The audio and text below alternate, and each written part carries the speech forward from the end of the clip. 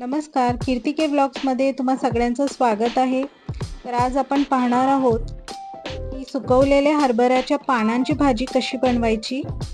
आणि ही भाजी मुख्यतः खेडेगावाकडेच भेटते, शहरी भागात भेटत नाही ही भाजी. ह्या भाजीला निवडायला लागतं आपल्याला. ही अशी काटकी असतात, ते निवडून बाजूला करायचे असतात. तर मी भाजी निवडून घेते आणि मग मला सांगते की कसं हे बनवायचं. तर इकडे हरभऱ्याची पानांची भाजी साफ करून घेतली आहे आणि ह्याला लागणार हे तांदूळ आणि तूर डाळ अशी भिजत ठेवली आहे एक अर्धा तास. आणि फोडणीसाठी लसूण, मिरची, जिरे हे आपल्याला ठेचून घ्यायचं आहे.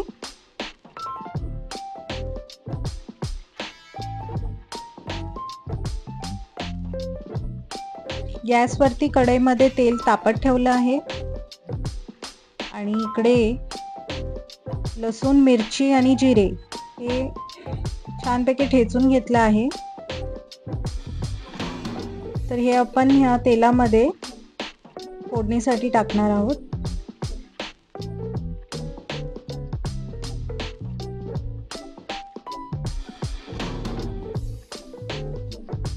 लसूण आणि मिरचीचा कच्चा वास हा जायला पाहिजे, तोपर्यंत फोडणी परतून घ्या.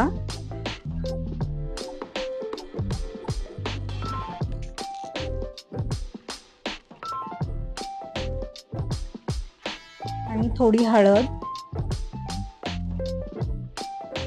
हे डाळ तांदूळ भिजत ठेवलेले हे पण फोडणीतच टाकणार आहोत. तेही थोडं परतून घ्या.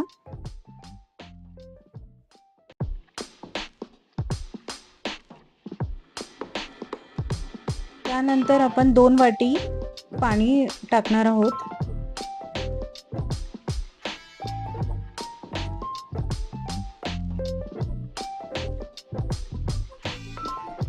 तर आता आपण चवीपुरतं मीठ टाकणार आहोत आणि पाण्याला उकळी येईपर्यंत थांबणार आहोत.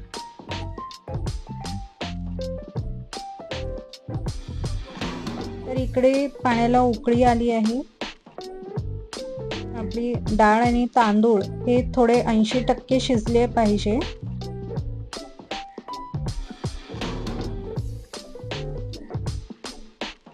तोपर्यंत थांबूया आपण. तर इकडे हे ज्वारीचं पीठही घेतलं आहे भाजी थोडी घट्ट होण्यासाठी. तर हे डाळ आणि तांदूळ 80% शिजले आहेत. तर आपण यामध्ये हरभऱ्याची सुकवलेली पानं टाकणार आहोत. ही भाजी फार पौष्टिक असते आणि एक वर्षभर टिकते, कारण ह्याची पानं सुकवलेली असतात.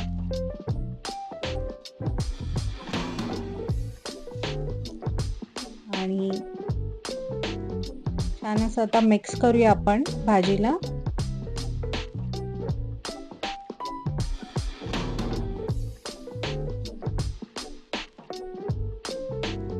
यावरती आपण आता ज्वारीचं पीठ थोडं भुरभुरून घेऊया.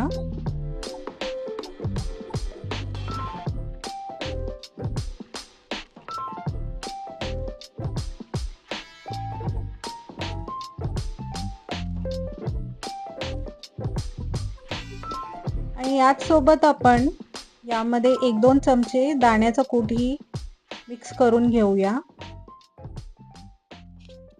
तर ही अशी सुकवलेल्या हरभऱ्याच्या पानांची भाजी तयार झाली आहे. आणि ही भाजी खास करून डिसेंबर, जानेवारी अशा थंडीच्या दिवसातच भेटते. ही भाजी रेडी आहे आणि खूप चवीला असते ही भाजी. जिथे 1 भाकरी खाल तिथे 2 भाकरी खाल तुम्ही या भाजीसोबत, एवढी चवीला असते. व्हिडिओ बघण्यासाठी खूप खूप आभार. थँक्यू.